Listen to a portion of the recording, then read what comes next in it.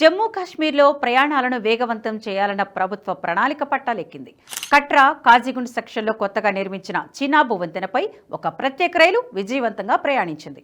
ప్రత్యేక బలగాలను తీసుకువెళ్లిన ఈ రైలు పూర్తి భద్రతాపరమైన ఏర్పాట్ల మధ్య రౌండ్ ట్రిప్ను విజయవంతంగా పూర్తి చేసింది.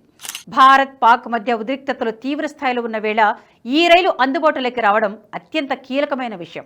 కొత్తగా నిర్మించిన చినాబు వంతెన కాశ్మీర్తో కనెక్టివిటీని పెంచుతుంది.